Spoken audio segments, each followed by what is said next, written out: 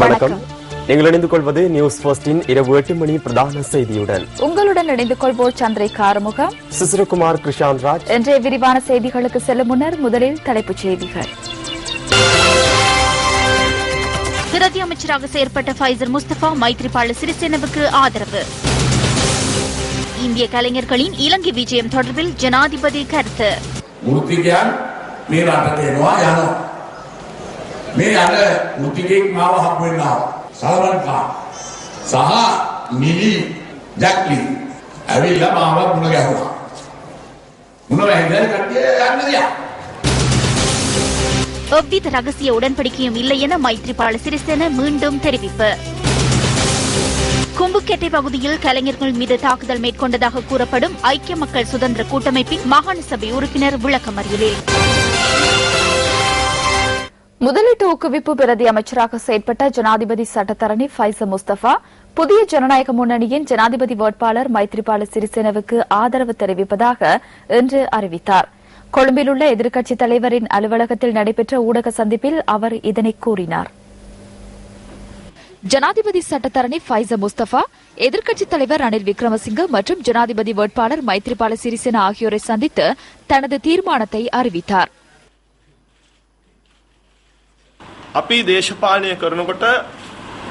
நாம் அரசியலில் ஈடுபடும் போது தீர்மானங்களை எடுக்க வேண்டும். தனிப்பட்ட நிலைப்பாடுகளில் அரசியல் செய்வதில்லை. கொள்கைகளுக்கு ஏற்பவே அரசியல் செய்கிறோம். நாட்டின் அடுத்த கட்ட மேம்பாட்டிற்கு சிறந்த ஒரு தலைவர் தேவைப்படுகிறார். அவர் மைத்ரிபால சிறிசேன என நான் தீர்மானித்தேன். சிங்களம், தமிழ், முஸ்லிம் என அனைத்து இன மக்களும் ஒற்றுமையாக வாழ முடியுமான சூழல் ஏற்பட வேண்டும் என நான் எவ்வேளையிலும் சிந்தித்தேன். எனக்கு விசேட அதிரடிப்படை பாதுகாப்பு உத்தியோகத்தர்கள் இருந்தனர். அத்துடன் விசேட பாதுகாப்பும் வழங்கப்பட்டது. எனினும் இன்றிலிருந்து அந்த பாதுகாப்பு இல்லை. தற்போது மக்களே எனது பாதுகாப்பாகும். அரசியல்வாதிகள் என்ற வகையில் நாம் சில விடயங்களின் போது தியாகம் செய்ய வேண்டும். எனவே இதனை நான் இந்த நாட்டிற்காக செய்த தியாகமாக கருதுகிறேன். அவர்களால் ஏன் இதுவரை தீர்மானம் எடுக்க முடியாதுள்ளது? அவர்களுக்கு இழைக்கப்படும் அநீதி மற்றும் கட்சியில் தற்போது எதிர்கொள்ளும் நிலைமைகள் தொடர்பில் அவர்கள் என்னிடம் கூறியுள்ளனர். இன்னும் சிறிது காலத்தில் ஜனாதிபதி மஹிந்த ராஜபக்சவும் அவரது குடும்பத்தின் சிலருமே அங்கு எஞ்சுவர். மக்களினால் நிராகரிக்கப்பட்டவர்களே அங்கு எஞ்சுவர். எனவே மீண்டும் குழியில் விழுந்து விடாமல் வெளியே வருமாறு அழைப்பு விடுக்கின்றோம். ஏனென்றால் எமது வெற்றி உறுதியானது. நாம் 7 பேரில் ஆரம்பித்தோம். தற்போது அது 25 அதிகரித்துள்ளது. 1948 ஆண்டின் பின்னர் அரசாங்கத்தை கவிழ்க்க வெளியில் வந்த மிகப்பெரிய குழு இதுவாகும். எனவே 8ஆம் தேதி அரசாங்கம் அடைய உள்ள தோல்வியை தடுக்க முடியாது. ஐக்கிய மக்கள் சுதந்திர கூட்டமைப்பு இன்று ஏற்பாடு செய்திருந்த ஊடக சந்திப்பின் போது ஃபைசர் முஸ்தபா தொடர்பில் கருத்து தெரிவிக்கப்பட்டது.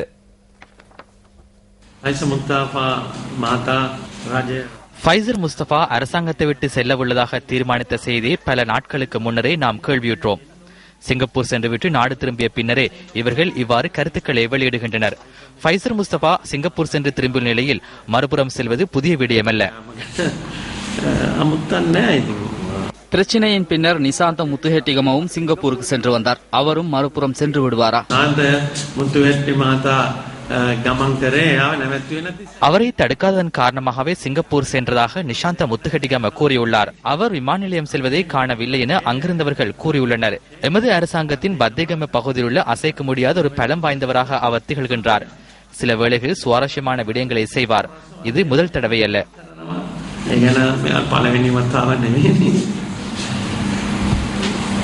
இதேவேளை இலங்கை தொழிலாளர் ஐக்கிய முன்னணியின் 4 பிரதேச சபை உறுப்பினர்கள் உள்ளிட்ட 7 பேர் இந்த ஊடக சந்திப்பின் போது ஜனாதிபதி மஹிந்த ராஜபக்சவிற்கு ஆதரவு தெரிவிப்பதாக தெரிவித்தனர். அரசாங்கம் ஏதாவது ஒரு வகையில் தவறு இழைத்திருந்தால் அதற்கு அமைச்சரவையில் உள்ள அனைத்து அமைச்சர்களும் பொறுப்பு கூற வேண்டும் என ஜனாதிபதி மஹிந்த ராஜபக்ச தெரிவிக்கின்றார்.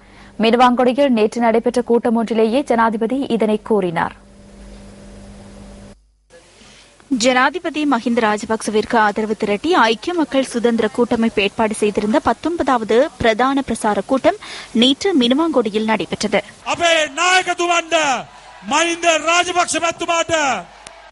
අද මේ මැතිවරණය එක්සත් ජාතික පක්ෂය ඉදිරිපත් වෙලා නැහැ. තමන්ගේ විපක්ෂ நாயකකම රැකගන්න විතරයි රනිල් වික්‍රමසිංහට ඕන.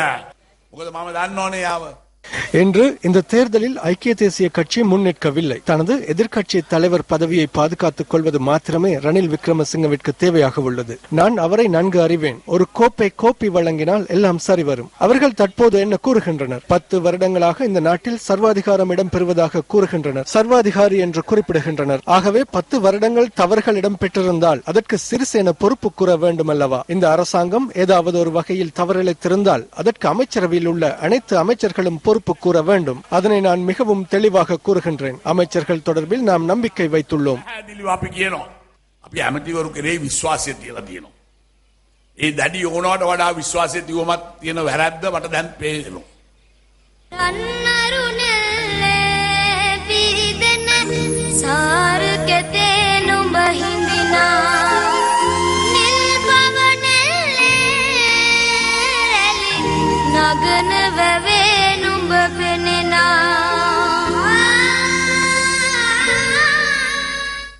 බොහෝ දෙනා කතා කරනෝ වෙනසක් ගැන. ஆசியாவே ஹாஸ்கம கேனக புருவத்த. அனைவரும் மாற்றம் தொடர்பில் பேசுகின்றனர். ஆசியாவின் கண்கட்டி வித்தை என்பது பொய்யா. உலகில் அனைத்து நாடுகளிலும் கடலிலே துறைமுகங்கள் அமைக்கப்படுகின்றன. எனினும் இலங்கையில் கடலை உள்ளே கொண்டு வந்து துறைமுகம் அமைக்கப்பட்டது. அதனை மஹிந்த ராஜபக்சவே அமைத்தார் என்பதை கூற வேண்டும். கொழும்பு துறைமுகத்திற்கு அருகில் 1000 ஏக்கர் கடலை நிரப்பிய ஒருவர் இருப்பாராயின் அது மஹிந்த ராஜபக்ச என்பதை கூற வேண்டும். வராய அசல அக்கர தஹஸ் கணனக் மூத கொட කරලා மூதට ගොඩ ගෙනිච්ච කෙනෙක් ඉන්නවා නම් ඒ මහින්ද රාජපක්ෂයි කියලා මම තමුන්නාන්සලට කියනවා. මහා මාර්ග ඉදි වෙනවා, அதிவேகී මාර්ග ඉදි වෙනවා, வராய இதி வேணுமா, குவான் தொட்டுப்பளை. நெடுஞ்சாலைகள் அமைக்கப்படுகின்றன. அதிவேக வீதிகள் அமைக்கப்படுகின்றன. துறைமுகங்களும் அமைக்கப்படுகின்றன. எதிர்கால அபிவிருத்திக்காக அடிப்படை விடயங்களை கண்களால் கண்டுகொள்ள முடிகின்றது. இதனை இலங்கையின் வாக்காளர்கள் மாத்திரமல்ல, இதனை அரசியல்வாதிகளும் உணர்கின்றனர். இவ்வாறு அபிவிருத்தி அடைந்துள்ள நாட்டின் நிர்வாகத்தை பெற்றுக்கொள்ள எதிர்க்கட்சி எவ்வளவு ஆசைப்படும். அதுவே உண்மை. එතනයි ලෝභකම, එතනයි කුහකකම. මේ යහපාලනය තුල කියනවා அவர்களது நல்லாட்சியின் கீழ் அனைத்து பெண்களையும் யசோதாவாக மாற்றுவதாக கூறுகின்றனர். நான் வெறுமனே உபதேசம் செய்யவில்லை. யுவதிகள் என்ற வகையில் தமது பிள்ளைகளுக்கு தந்தையின்றி விதவைகளாக யசோதாவாக நீங்கள் விரும்புகின்றீர்களா? அதனால் எமக்கு விகாரமாதேவி யுகம் ஒன்று தேவைப்படுகின்றது. යසෝදරාවියක් වෙන්න. ඒ නිසා අපිට ඕනේ විහාරමාදේවි යුගයක්. දකුණේ උපන් විරුවන් අතරෙහි රන්දා තුන් සිංහලය එක්සේ සත් කළ හන්දා. සිංහල දමිල මුස්ලිම් ජන ගඟ කැන්දා. ඔබයි තුන්වරටත් ජනපති කළ ගුණදත් අප ඔප සමගයි සැමදා. මේ මැතිවරණයේ අවසන් දින කීපේ අපේ කට්ටිය සාමාන්‍යයෙන් අන්තිම මොහොත. தேர்தலுக்கு இன்னும் ஒரு சில நாட்களே உள்ளன. எமது உறுப்பினர்கள் இறுதி தருணத்திலேயே காலை வாரி விடுகின்றனர். எவ்வாறு என்றாலும் போட்டி ஒன்று இருக்க வேண்டும் அல்லவா? தற்போது விளையாட்டு ஆரம்பித்துள்ளது. ஜனவரி 9ஆம் தேதி வரை இந்த போட்டியை கைவிடக் கூடாது என்பதை உங்களுக்கு கூறிக்கொள்கின்றேன். අතාරින්න එපා කියලා මම තමුන්නාසට ආදරෙන් ගෞරවයෙන් සිහිපත් කරන්න කැමතියි. ரஹஸ் போலீஸ் கண்டாயமக். ரகசிய போலீசாரிடம் சுமார் 2 மணித்தியாலங்கள் வாக்குமூலம் பதிவு செய்து கொண்டனர். மைத்ரிபால சிறிசேனவும் ரணில் விக்ரமசிங்கவும் கைச்சாத்திட்ட உடன்படிக்கை ஒன்று தொடர்பில் நான் அண்மையில் கருத்தொன்றை வெளியிட்டிருந்தேன். அந்த உடன்படிக்கையின் பிரகாரம் 30ஆம் தேதியாகும் போது சிறிசேனவிற்கு ஆதரவு தெரிவிப்பதாக தமிழ் தேசிய கூட்டமைப்பு அறிவிக்கும் என்று நான் கடந்த வாரம் கூறியிருந்தேன். அமைப்புகளுடனோ கட்சிகளுடனோ எந்தவித ரகசிய ஒப்பந்தங்களும் இல்லை என புதிய ஜனநாயக முன்னணியின் ஜனாதிபதி வேட்பாளர் மைத்ரிபால சிறிசேன தெரிவிக்கின்றார். யாழ்ப்பாணம் நல்லூரில் நடைபெற்ற மக்கள் சந்திப்பில் கலந்து கொண்டு உரையாற்றும் போதே அவர் இதனை குறிப்பிட்டார். வடபகுதிக்கான ஜனாதிபதி தேர்தல் பிரசார நடவடிக்கைகளில் ஈடுபட்டுள்ள மைத்ரிபால சிறிசேன யாழ்ப்பாணம் நல்லூரில் நடைபெற்ற மக்கள் சந்திப்பில் பொது எதிர்க்கட்சியின் உறுப்பினர்களுடன் கலந்து கொண்டார்.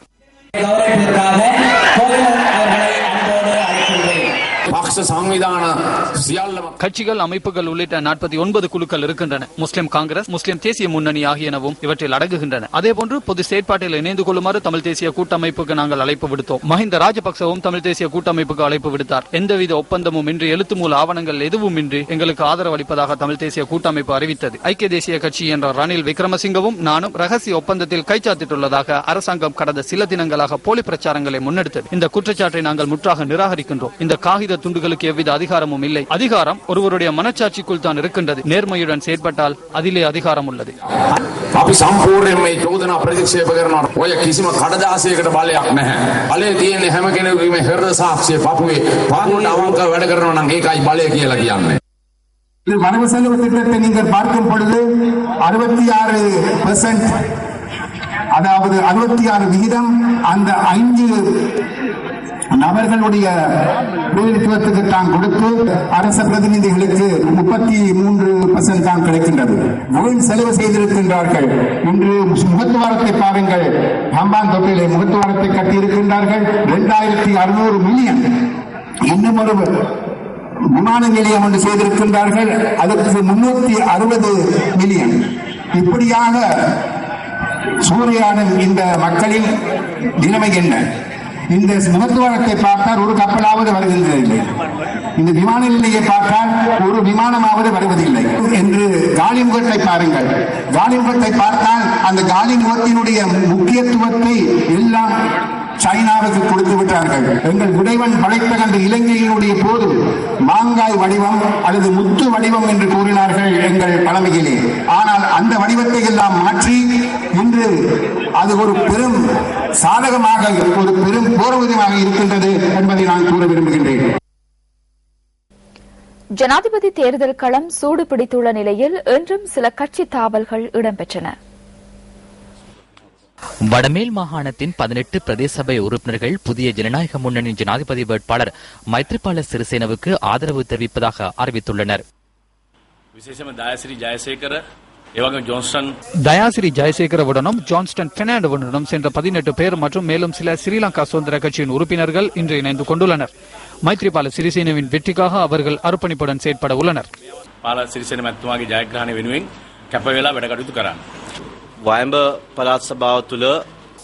வடமேல் மாகாண சபை தேர்தலில் தயாசிரி ஜெயசேகரவுக்கு உதவி செய்த அதேபோன்று ஜான்ஸ்டன் பெர்னாண்டோவுக்கு உதவி செய்தவர்கள் இன்று இங்கு வந்துள்ளனர்.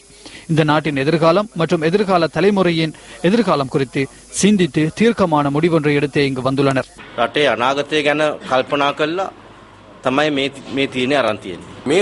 இந்த சந்தர்ப்பத்தில் சரியாக முடிவெடுக்காவிட்டால் எதிர்கால சமூகம் எம்மை சபிக்கும். இதேவேளை பாராளுமன்ற உறுப்பினர் டாக்டர் ராஜித சேனாரத்னவின் தலைமையில் நடைபெற்ற ஊடக சந்திப்பின் பின்னர் மக்கள் பிரதிநிதிகள் சிலர் மைத்ரிபால சிறிசேனுடன் இணைந்து கொண்டனர். தங்காளி பிரதேச சபை உறுப்பினர் ஒருவர், மினுவாங்கோடை பிரதேச சபை உறுப்பினர் ஒருவர், ஏராவூர் நகர சபை உறுப்பினர் ஒருவர் உட்பட லிபரல் கட்சியின் குர்நாகல் அமைப்பாளரும் இதன்போது இணைந்து கொண்டனர். இதேவேளை அம்பிலிப்பிட்டிய பிரதேச சபையின் உப தலைவர் சந்திரசிறி முனசிங்கவும் மைத்ரிபால சிறிசேனவுடன் இணைந்து கொண்டார். எதிர்கால சந்ததியினருக்கு நல்லாட்சி ஒன்றை பெற்றுக் கொடுப்பதற்காகவே நாங்கள் பொது வேட்பாளர் மைத்ரிபால சிறிசேனவுடன் இணைந்து கொண்டுள்ளோம். இந்திய கலைஞர்களில் இலங்கை விஜயம் தொடர்பில் தெஹியோவிட்ட பகுதியில் இன்று நடைபெற்ற கூட்டத்தின் போது ஜனாதிபதி கருத்து தெரிவித்தார். தெஹியோவிட்ட நகரில் அமைக்கப்பட்டுள்ள தெஹியோவிட்ட பிரதேச சபையின் புதிய கட்டட தொகுதி மற்றும் புதிய வர்த்தக நிலைய கட்டடம் என்பன இன்று ஜனாதிபதியினால் திறந்து வைக்கப்பட்டன. அதன் பின்னர் நடைபெற்ற கூட்டத்தில் ஜனாதிபதி உரையாற்றினார்.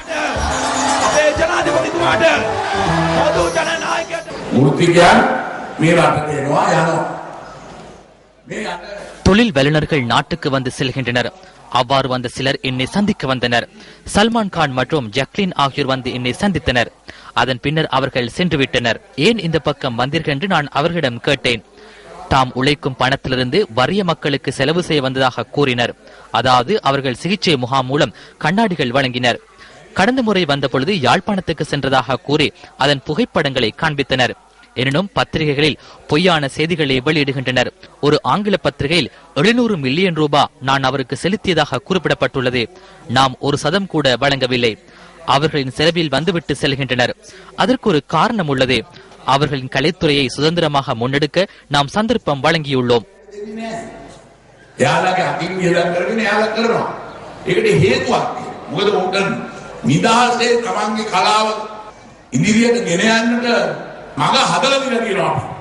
ஸ்ரீலங்கா அமரபுரப்பீடத்தின் மகாநாயக்கர் தவுல் தின ஞானீஸ்வர தேரரின் ஜனன தின நிகழ்விலும் ஜனாதிபதி கலந்து கொண்டு அவருக்கு வாழ்த்து தெரிவித்தார்.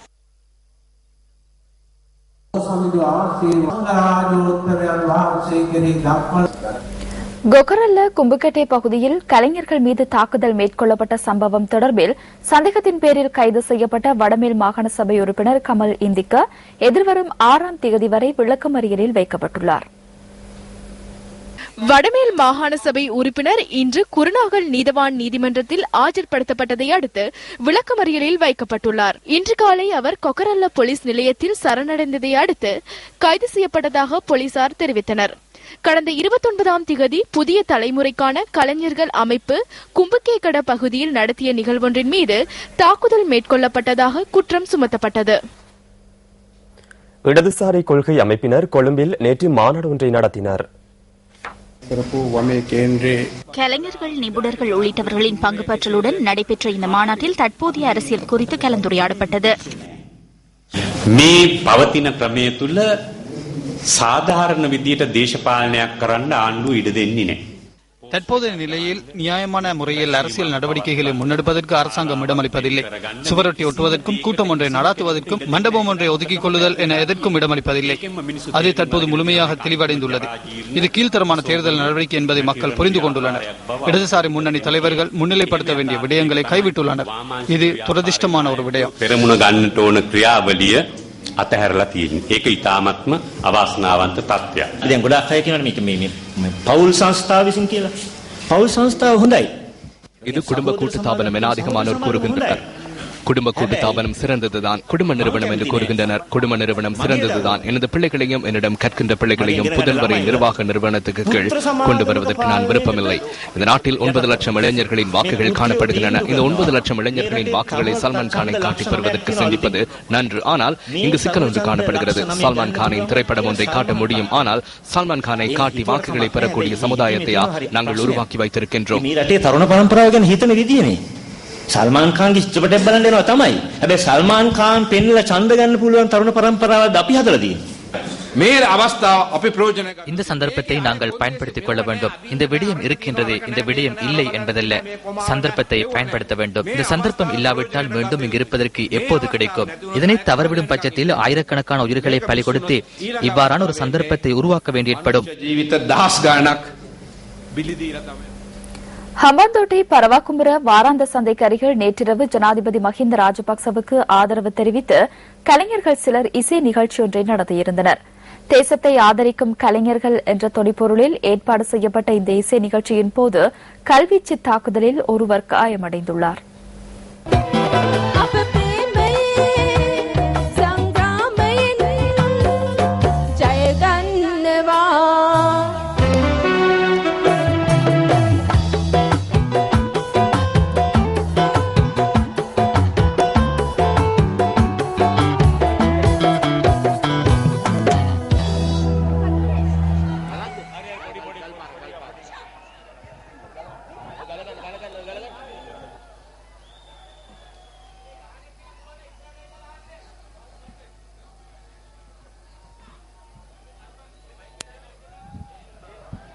මේ කරුණා කරලා මේ ගල් ගහන එක්කෙනා පුළුවන් නම් ඉස්සරහට ඇවිල්ලා ගහන්න. මේ අර දැන් සින්දු කියපු ගායිකාවගේ ඇහැට වැදිලා ඇහෙන්නේ එනවා. මේ දකුණේ ජනතාව බොහොම ධෛර්යමත්. හැබැයි ඒතර නපුංසකයොත් ඉන්නවා. ඔය ගල් ගහනවා නම් ඉස්සරහට ඇවිල්ලා ගහන්න. අපි ඇවිල්ලා තිනේ ඔබ වෙනුවෙන්. මේ රට විනාශ කරන්න නෙමෙයි. කොන්ද පඬ නැති මිනිස්සු තමයි ගල් ගහන්නේ. කරුණා කරලා එහෙම චණ්ඩි ඉන්නවනේ ඉස්සරහට එන්න. මොකද මතක තියාගන්න අදත් ආණ්ඩුව අපේ ජනවාරි 8 වෙනිදා පස්සෙත් අතිගරු ජනාධිපතිතුමාගේ ආණ්ඩුව කියන එකත් හොඳට මතක තියාගන්න. මේ මෛත්‍රී පාලන මෙහෙ බෑ. හොඳට මතක තියාගන්න. මේ වගකීමේ කියන්නේ අපි දැයට හිතති කලාකරුවෝ බයත් නැහැ. හරිද? ඒක මතක තියාගන්න.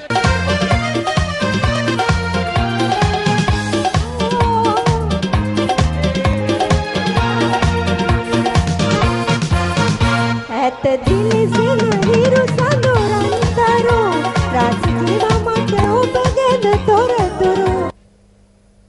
மைத்ரிபால சிறிசேனவுக்கு தமது ஆதரவை வழங்குவதாக இசைக்கலைஞர்கள் உள்ளிட்ட சிலர் இன்று ஏற்பாடு செய்திருந்த ஊடகவியலாளர் சந்திப்பில் தெரிவித்தனர். இந்த ஊடகவியலாளர் சந்திப்பில் புதிய தலைமுறை இசைக்கலைஞர்கள் உள்ளிட்ட சிலர் கலந்து கொண்டிருந்தனர்.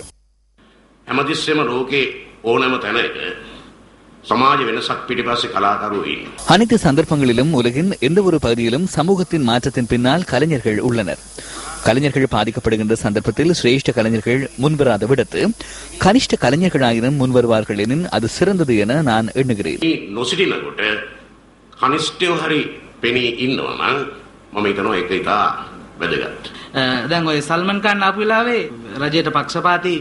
அரசாங்கத்துக்கு சார்பான குழுவினர் சல்மான் கான் வருகை தந்த சந்தர்ப்பத்தில் அவரை பெரிய கலைஞர் என கூறினர். அவர் எவ்வாறு பெரிய கலைஞராக கருதப்படுவார்? அவர் ஒரு சாதாரண நடிகர் மாத்திரமே. இந்தியாவின் நானா படேகர் அல்லது குறைந்தபட்சம் அமீர் கானுக்கு அவ்வாறு கூறியிருந்தார்கள் எனின் அதனை ஏற்றுக்கொண்டிருக்கலாம். 10-11ஆம் தரங்களில் கல்வி கற்கும் சிறு பிள்ளைகள் சல்மான் கானினால் ஈர்க்கப்படலாம். அவர்களின் மனங்கள் மாற்றமடையும் காலம் இது. எனினும் அவர்களுக்கு வாக்குரிமை இல்லை. මම මේක මෙතන කියන එක හරිද මන් දන්නේ නැහැ. ජනාධිපතිතුමාගේ මේ වෙලාවේදී ඔය යන කැම්පේන් එක යන ගීතය හැදුවෙත් මම. ඒක ප්‍රශ්නයක් නෑ. එතුමත් අපේ රටේ இந்த இடத்தில் இது தொடர்பில் கூறுவது சரியா என எனக்கு தெரியவில்லை. ஜனாதிபதியின் தற்போதைய பிரசார நடவடிக்கைகளின் பாடலை நானே உருவாக்கினேன். அதில் பிரச்சனை இல்லை. அவர் ஏதேனும் கூறினால் அதனை நாம் செய்து கொடுப்போம். எனினும் தேவையான நேரத்தில் அவசியமான சந்தர்ப்பங்களில் பேசுங்கள். நேற்று முன்தினம் லக்ஷ்மண் விஜயசேகர மற்றும் முன்னாள் கலைஞர் ஒருவர் மீது தாக்குதல் மேற்கொள்ளப்பட்டது. அது தொடர்பில் அவரும் பேசவில்லை. அது தவறாகும். கலைஞர்கள் என்பது கடவுளுக்கு ஒப்பானவர்கள். சல்மான் கான் என்ற கலைஞர் இங்கு வந்தார். மோடியின் பிரசார நடவடிக்கைகளுக்கு இங்கிருந்து யார் சென்றார்கள்? கலைஞர்களில் யார் சென்றார்கள் எமக்கு தெரியாது. நாம் அந்த இடத்துக்கு செல்ல வேண்டும். எமக்கு அழைப்பு விடுக்கும் நிலைமைக்கு நாங்கள் செல்ல வேண்டும். අප ඉපදින මැරෙන රටයි අප හද පන ගැනෙන රටයි මුළු ලොව ඒ රටට යටයි අපේ රටේ කලාකරුවන්යයි කියන බොහෝ පිරිසකගේ අරුමුණ වෙලා තියෙන්නේ උන්ගේ மக்களை ஏமாற்றும் நடவடிக்கையில் ஈடுபடுவதே எமது நாட்டில் கலைஞர்கள் என கூறும் பலரின் நோக்கமாக உள்ளது. பாரியதொரு பிரச்சனை ஏற்படும் சந்தர்ப்பத்தில் எம்மால் இயன்ற வகையில் மனசாட்சிக்கு அமைய நிற்கக்கூடிய ஓர் இடத்தில் நாம் உள்ளோம். மைத்ரிபால சிறிசேன ஜனாதிபதியாக தெரிவு செய்யப்பட்டாலும் கலைஞர்கள் சங்கத்தின் தலைவர் அல்லது நிறுவனம் ஒன்றின் தலைமை பொறுப்பை நாம் ஒருபோதும் எதிர்பார்க்க மாட்டோம்.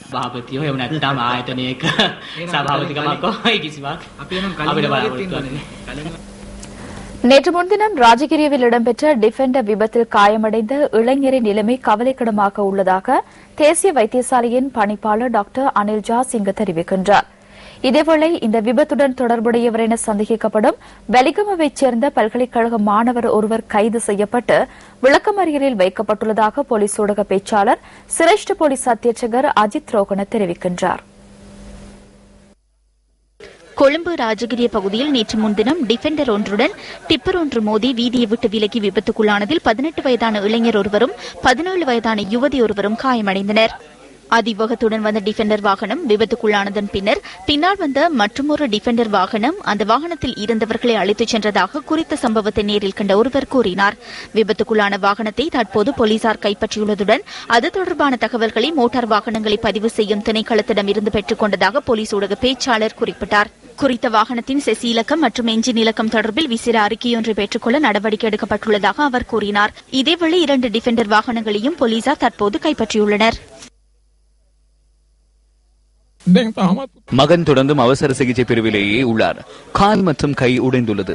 2 எலும்புகள் விலகியுள்ளன. 4 சென்டிமீட்டர் அளவில் மண்டையோடு உடைந்துள்ளது. ரத்தம் கசிந்துள்ளது.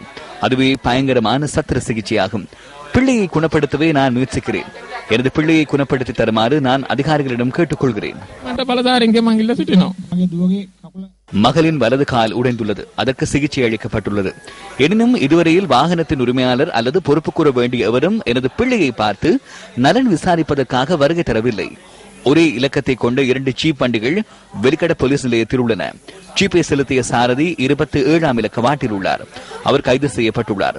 எனினும் அவர் ஷாவர்தனபுர பல்கலைக்கழக மாணவர் என கூறுகின்றனர். அவ்வாறு என்றால் டிஃபெண்டர் வாகனம் ஒன்றை வாங்குவதற்கு வசதி இருக்காது. எனினும் அவரின் பெற்றோர் ஏனும் அவரது பிள்ளையை வந்து பார்க்கவில்லை.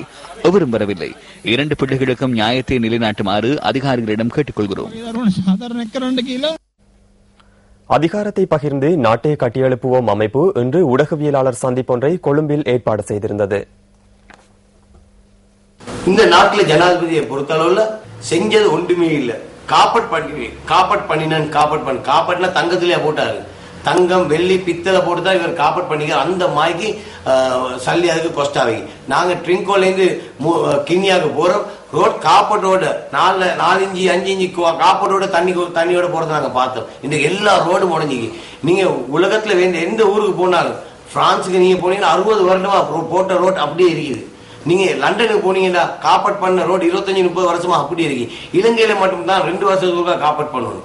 அது என்ன புதுனமான ஒரு காப்பட்டு எங்களுக்கு விளங்கு இல்லை. அந்த கோடிக்கணக்கான சல்லியை களவாண்டு கமிஷனாக அடிச்சு இன்றைக்கு நாட்டில் எந்த ஒரு அமைச்சருக்கும் ஒரு வேலை செய்ய விடாம அவளையும் குடும்பத்துக்குள்ளே எடுத்து இந்த நாட்டை களவாண்டு கொண்டு மஹிந்த ராஜபக்ச குடும்பத்தை நாங்கள் வைக்கிறதா என்ற தீர்மானத்தை மக்கள் எடுக்க வேண்டிய ஒரு நேரம் வந்திருக்கு. ஜனாதிபதி ஆக்கிங்கன்னா தான் இந்த பிரச்சனைக்கு ஒரு முடிவு வரும். இந்தியாவில் இருந்து சல்மான் கான் என்ற நடிகரை இறக்குமதி செய்திருக்கின்றார். அவர் இறப்பு செய்த மூலமாகவே இந்த நாட்டில் இந்த ஆண்டு இந்த அரசாங்கம் பலவீனமடைந்து விட்டது, தோல்வியை சந்திக்கப் போகின்றது. ஏதாவது செய்து வெற்றியை தக்க வைத்துக் கொள்ளலாமா என்று முயற்சிக்கின்றது என்ற அந்த கருத்து மக்கள் மத்தியில் பரவிவிட்டது. ஹட்டன் ஹட்லி தோட்ட பகுதியில் தனியார் பஸ் ஒன்று பள்ளத்துக்குள் வீழ்ந்து விபத்துக்குள்ளானதில் 3 உயிரிழந்துள்ளனர்.